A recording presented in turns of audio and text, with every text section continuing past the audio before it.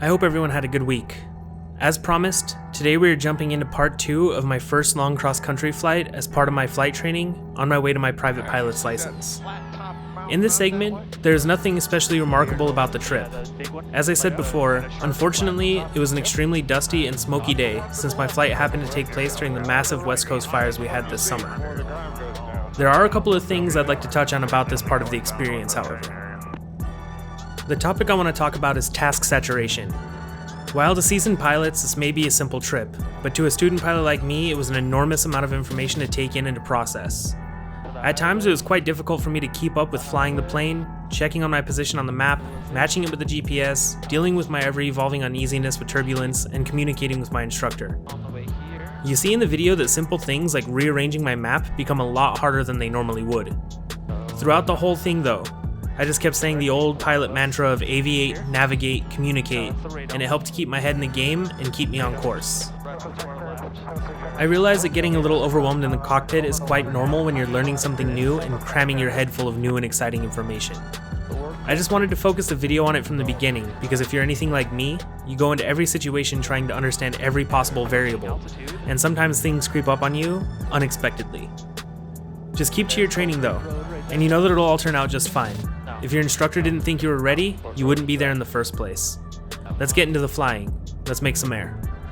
Good, you're just passing the radome. Yep.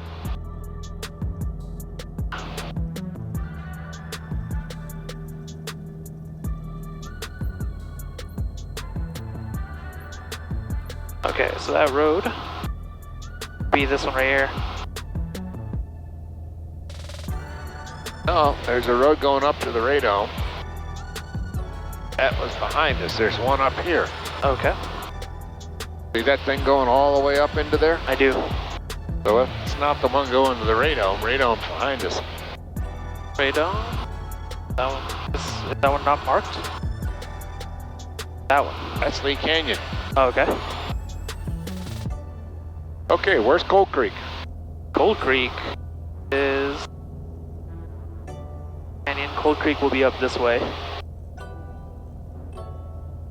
Well, you identified that flat top mountain. Where is it relative to that flat top mountain? Flat top mountain. It is due east. Well, look and see how close it is. Yeah. So where do you want to look for it? Okay, so we are Now find that flat top mountain. right here. Now where's Cold Creek? Cold Creek is due this way. Right in front of it. Yeah, right in Well, front. look at that thing and look down a little bit. Do you see anything over there? Yeah, I see a little bit of civilization a bit. That's it. Yeah. So then this road leading to there is our next checkpoint. Yep.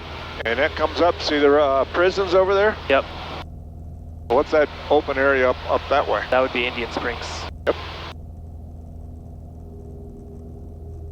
You're up at altitude. You want to trim for your altitude. So let's back this thing off until it peaks. I thought you were going to fly at 2,500. Okay. But you see how that's coming more and more visible? Yep. Alright, so then we bleed the mixture now? Yep. Bring that mixture out to its peak. Go in a little bit.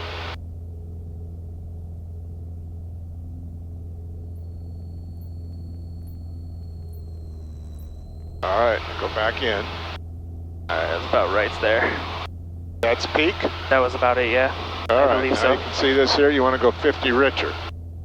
So each of those tick marks is 25, so if you're screwing that thing in, you want to come down to about 1250. Okay.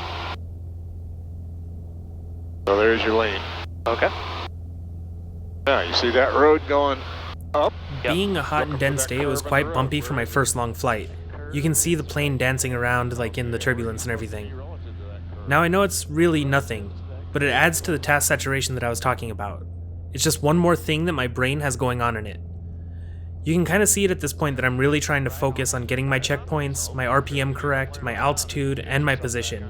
Especially considering that it was bad visibility, it was really hard to see the checkpoints. I'm just super glad that I have such a good instructor that helps challenge me and keep me learning how I should be.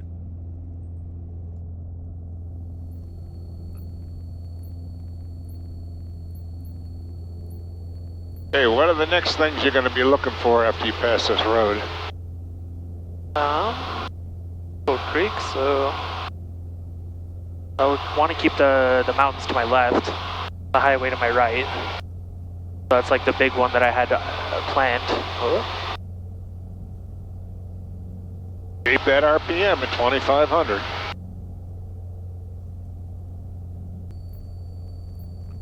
So you get ready to cross the road down here. What'll be your next checkpoint? What are you looking for to identify it? Next checkpoint. What's your altitude? Watch that RPM. You're actually hauling along here. Okay. Pull back a bit. They were doing 130 knots. We're moving pretty good. Okay. The Desert Rock extension, what we'll be looking for. So Cold Creek, crossing that right now, 12:59. So it's 19 of altitude.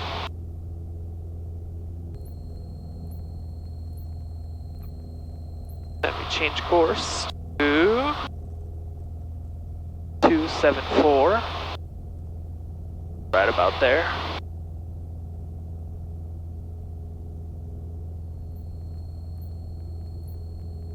And then, yeah, keep the highway right there. Uh-huh.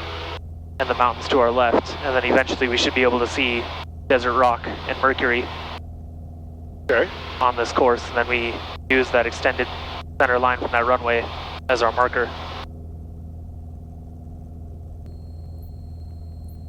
So is this is the typical kind of turbulence that you get coming off the mountains? We're getting a lot of warm air heating because of all of this dust. Little off course.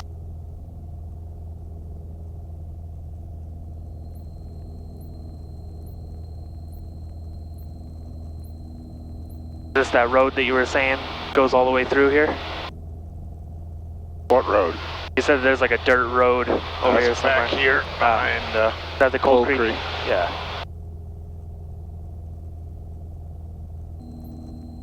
Yeah, you passed Cold Creek, you're out here somewhere. Mercury is up here. There's Mercury. You're right. Yep. So where's the airport? Airport will be just to the left of that. From our perspective, should be out here, about this way. Yeah, let me know when you think you've got it. Okay.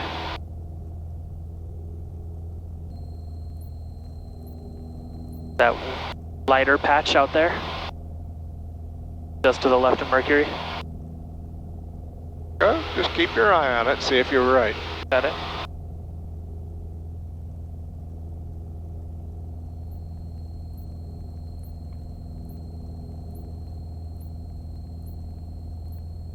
Drop it.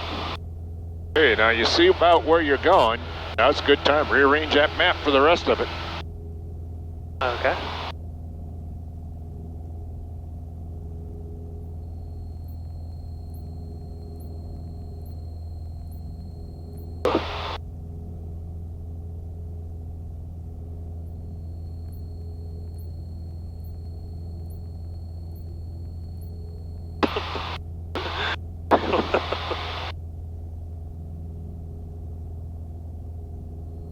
Okay, there we go.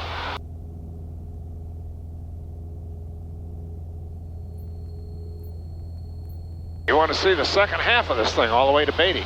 Yep. Trying to open this guy up while also not getting bumped all over.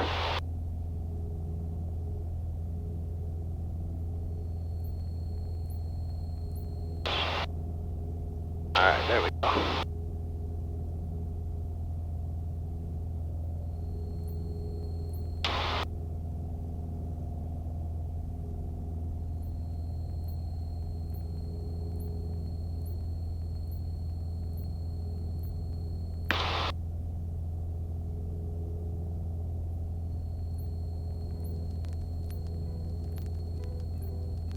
See the airport yet? That line there, Which way is it running? that would be double make sure. Okay, no, never mind. Yes, that would be it. Yep. Okay, your mark is over here. Where's that road?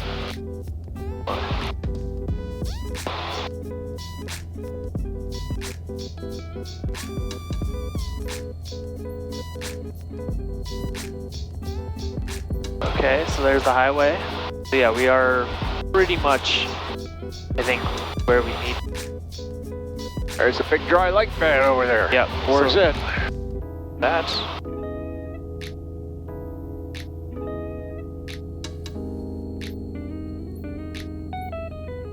You don't need all this garbage down here now. Yeah.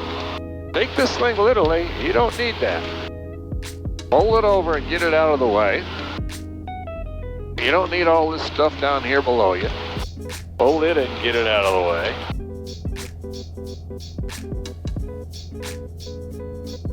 So that ought to help you tell you where you're going to go. Next week is going to be the last installment of the series. Yep.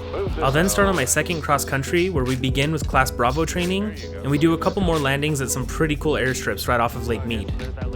I hope you enjoyed the video. If you did, please consider giving it a thumbs up and subscribing to the channel. I have some pretty big things planned for the future, including doing some videos outside of the cockpit and expanding on my experience as a student pilot. I'll see you all next time, and as always, fly safe. Here, right between it. Special shout out to my Patreon supporters.